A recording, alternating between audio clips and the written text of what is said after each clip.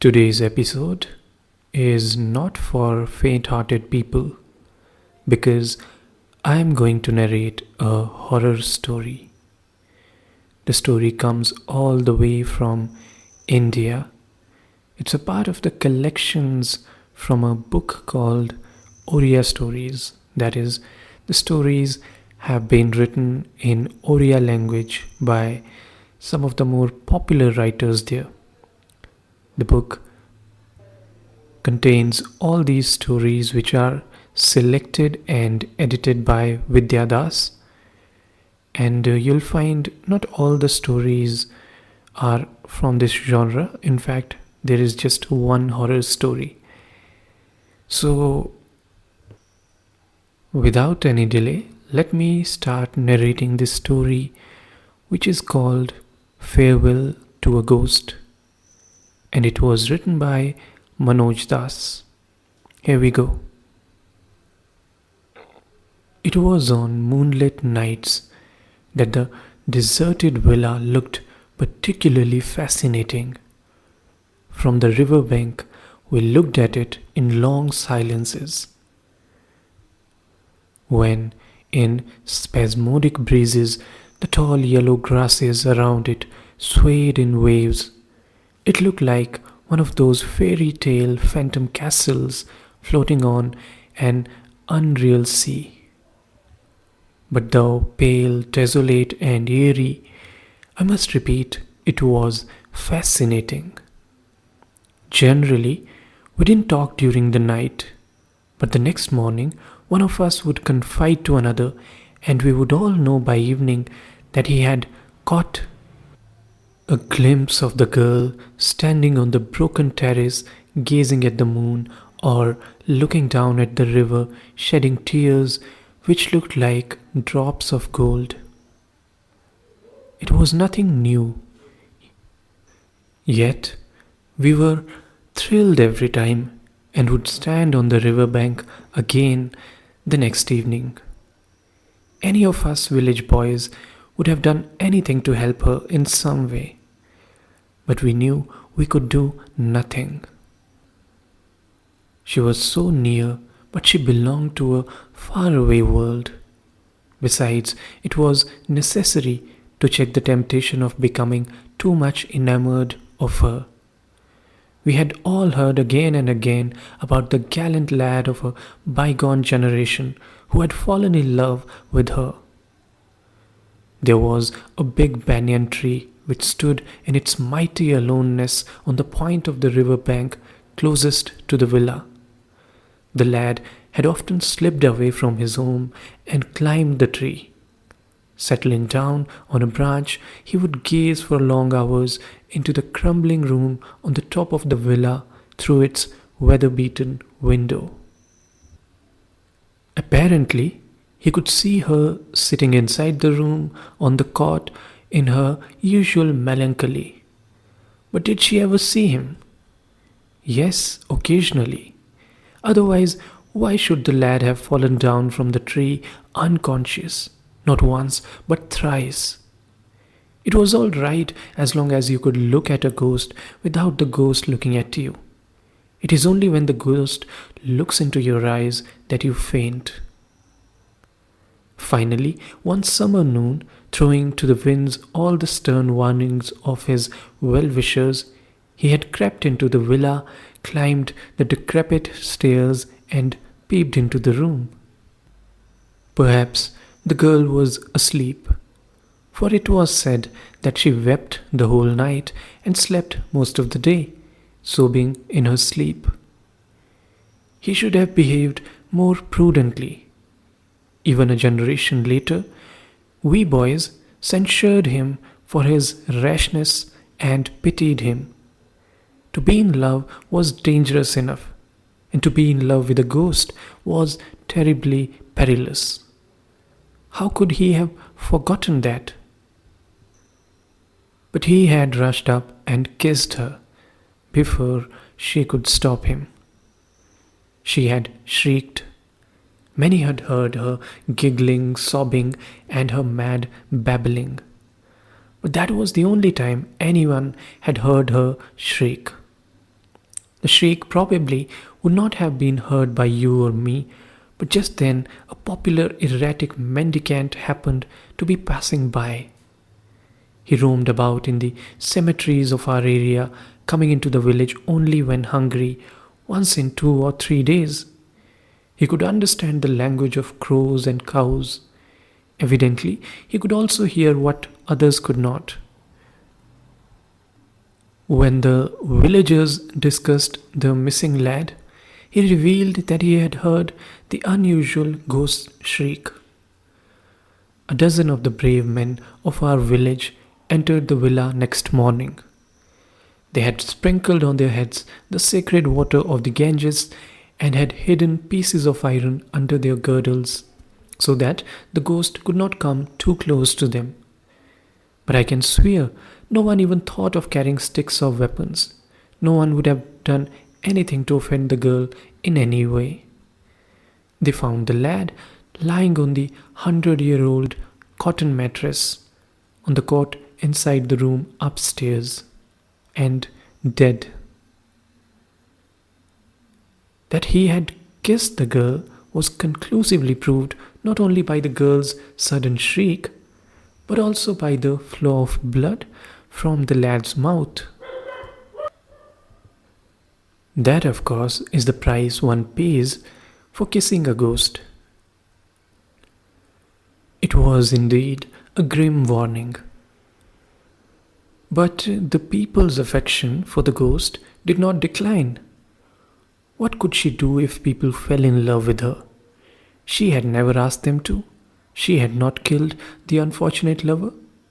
She could not undo the fatal curse that separated her world from ours.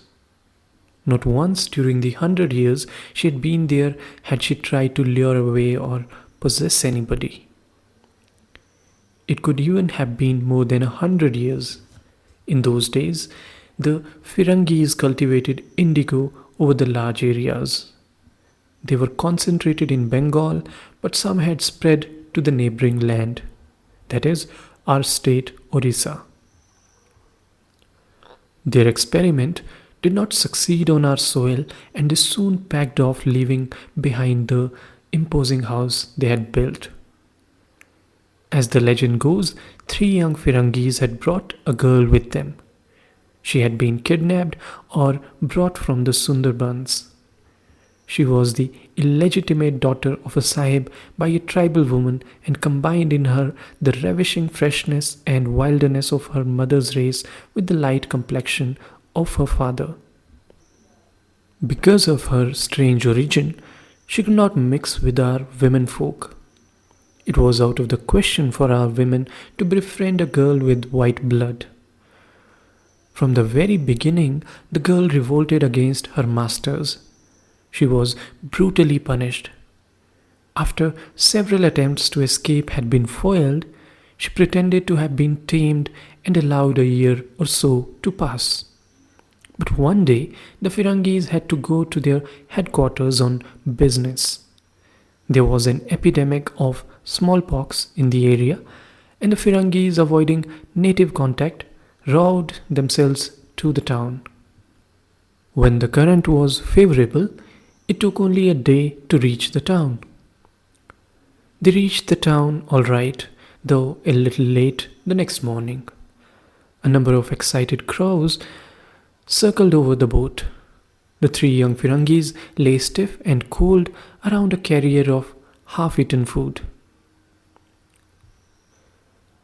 The girl had an accomplice in this her desperate bid for liberty, the keeper of the villa, a sly fellow who had been with the company for many years. The girl knew where the Firangis had hidden their gold and money. The understanding was that both would escape with the wealth. But once she had uncovered the cash, the rascal had stabbed her and disappeared. 3 days later, more Firangis appeared. Outraged, they forced the villagers at bayonet point to bury the girl's body and searched every house for the killer. A lot of Ganges water had to be procured from the neighboring villages to purify the houses thus defiled. But all this had faded into a painless memory. It was only casually that people now refer to these incidents. The fate of the Firangis or the murderer of the girl did not interest them. It was only the girl that mattered. I mean, her ghost. We always thought of her as one of us, although we knew quite well that she was different. Apart from being a ghost, she was of white blood that had come from beyond the seven seas. Although we knew that that blood had lost much of its relevance after she had become a ghost, we could not help being a little more respectful towards her on that account. There never passed a feast, whether due to birth, marriage, or death, without an offering being carried into the compound of the villa in the dead of night. Some young people would carry the food in earthen pots. An earthen lamp too would be carried. The party would always be led by a respectable elderly man, generally the head pandit of the primary school. We juniors were allowed to view the scene only from a distance. After the pots and the lamp had been placed between the villa and the banyan tree, the head pandit would intone, "Unhappy girl, here is your share of the feast which has been given by the benevolent, so that we have such and such occasion. Be satisfied with this. And so far as it is in your power, we ask you to guard the village from evil. We have never tried to dislodge you or disturb you, have we? No. But why not? Because we look upon you as almost one of our daughters. God give you peace." The party would leave the place without looking back, and nobody was supposed to look into the compound thereafter. But we did look, hiding from the adults, from our favorite spot on the river bank. In the flickering flame of the earthen lamp and the dance of the fluctuating shadows, we felt as though we saw something mysterious. Our hair stood on end. The lamp would suddenly go out. Naturally, she does not relish our watching her eat, one of us would say, and we would leave her alone. I had, however, a feeling that when the head pandit implored her to guard the village against evil, what he really meant was that she herself should not cause any harm to our village. His words, I felt, even implied a threat. What else did he mean when he reminded her that we had never tried to dislodge or disturb her? I felt embarrassed. She was so innocent and so good. What right had the head pandit to be hypocritical towards her? Strong, hot winds blew during the summer afternoon for days on end. During these hours, everything was quiet except the wind. The wooden doors of the entrance and the windows of the villa had disappeared a long time ago. Violently exploring every nook and corner of the villa, the wind produced a variety of shrieks and whistles. I do not know why I was fascinated by these sounds. My father wanted me to sleep then, but I would sit up in bed listening intently to the sounds. Secretly, I even felt like going into the villa, for no other reason than to give the girl a moment's silent company. But I was afraid she might not understand my purpose. That checked me. One day, feeling bold and a little proud, I admitted to myself that this was like falling in love, and I blushed. Maybe other boys of the village also felt like me. It never occurred to us that the girl was at least 100 years older than us. Some wise men had told us that once one had become a ghost, he or she never grew in age. It was when we were preparing for the middle school examination that the shocking news came. The government had decided to demolish the crumbling villa and use the land for some other purpose. No wonder that we forgot our studies and hid behind the school wall to listen to the elders discussing the issue in the evening. Can't we request the government to spare the villa? No, since the local zamindar was declared bankrupt, the land had become the property of the government. The government does not show any consideration for ghosts, the village headman said, and his statement was followed by a prolonged silence and intermittent coughs and yawns. Then a lizard ticked, and two or three people muttered, "True, true." But what will happen to the girl? She has lived there all these years, has never harmed us. There are innumerable reasons to believe that she is a benevolent ghost. The lizard ticked again, and this time more people said, "True, true." The discussion continued for a long time. All agreed that something had to be done for the girl, but nobody had a surplus house to offer her. And however good a ghost she might be, a ghost was still a ghost, and keeping her with one's family was not a practical proposition. But if nothing was done for her, she would naturally come and settle in somebody's house. It was perhaps midnight when they came to a decision. Long before that, our mothers or uncles had found us out behind the wall and had driven us back home. At the request of the villagers, the demolition work was delayed for a few days. On an auspicious day, a renowned priest well versed in necromancy was brought from miles away. He was tall and hefty, with a round red mark on his forehead. He wore a garland of beads which, we were told, were carved out of the spine of a notorious witch. He never smiled. It was a day of melancholy for us all. Outwardly, too, the day was gloomy with clouds, and it drizzled from time to time. Almost every family had brought a little food: rice, bananas, coconuts, sweetmeats, or cakes to offer to the girl. Nobody was barred from witnessing the ceremony, and so the whole village pressed near the villa. For many people, particularly women and children, it was their very first entry into the compound. The presents were arranged in a semicircle on the veranda. In front of them, the priest placed a parcel and slowly removed its cover. It was a complete human skull. There was a stick of bone too. He recited some mantras while drawing figures in the air with the bone, and then, his face flushing, shouted menacingly, "But where is she? I've already pronounced my command thrice. She should have appeared before me immediately. How dare she be so obstinate?" The headman said apologetically, "Look, Baba, she must be sleeping upstairs.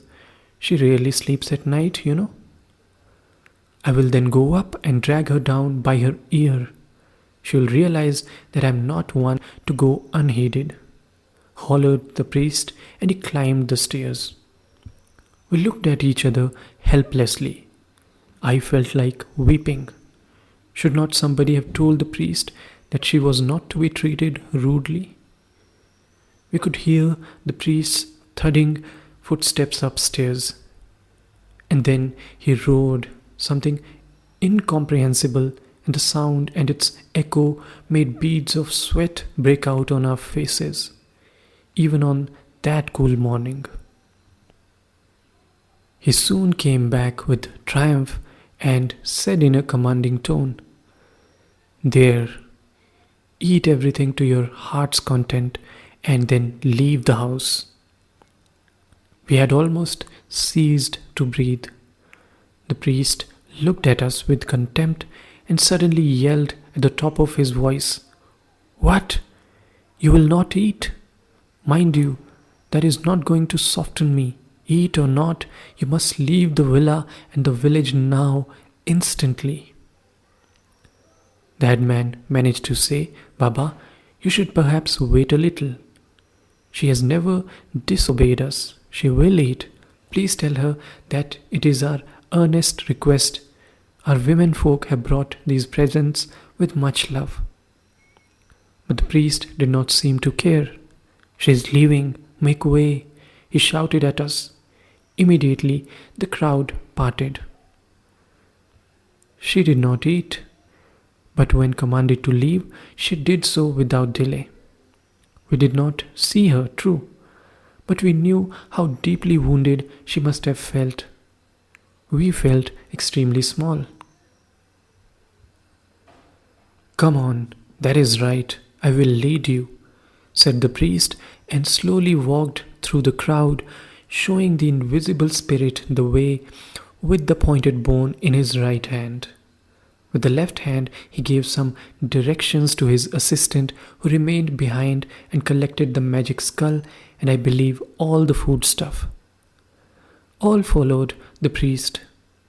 The village was left behind, and we walked through the meadow for nearly a mile, braving the drizzle and the fear of a heavy rain.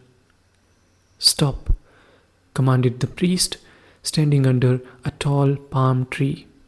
Then he uttered strange incantations and beat the tree with the bone and circled it a number of times. So, from now on, this will be your dwelling. Understand? The priest bellowed, looking up to the top of the tree. He then grinned at us proudly and said in a rather pompous tone, She can never leave the tree. I have bound her to it. Now all turned back. We boys walked with the women slowly, while the menfolk, walking faster, surrounded the priest ahead of us. We walked in silence, but at one point someone sobbed. Then everyone was weeping as quietly as possible. When we reached the village, the workmen had already started pulling down the villa. Rain should make their work easy, the contractor informed the headman. After 3 or 4 days of rain, the sky became clear. The moon shone bright, and as on other moonlit nights, we boys gathered behind the village to play hututu. But there was no spirit in our play. Eventually someone said, The ground here is quite low. Cannot you see it is still damp? Why not go farther into the meadow where the ground is high and dry? No sooner had he said this than we began to run. Soon we were near the palm tree and our hearts were in the game. We played on late into the night, happy to be near our lonely ghost. And we returned almost every evening till the summer vacation was over. At the end of the vacation, I went to the town for admission to a high school. I had never lived in a town before. Soon I became engrossed in a variety of interesting things. I forgot about the ghost. 3 months later, it was the puja vacation and I was returning to my home. From the nearest bus stop, I had to walk several miles to reach my village. I was in high spirits. Suddenly, while crossing the meadow, my eyes fell on the palm tree, and for a moment I felt as though my legs were paralyzed. The tree was dead. It had been struck by lightning. Its branches were charred and crumbling. With a heavy heart, I started walking again. During the fortnight's holiday, none of the boys spoke of the girl. And as it was the rainy season, there was no question of our going to play in the meadow. Gradually, I passed the age of playing hututu, and my visits to the village became rarer. And the new generation of village and the boys was so different, so ignorant. They were just afraid of ghosts.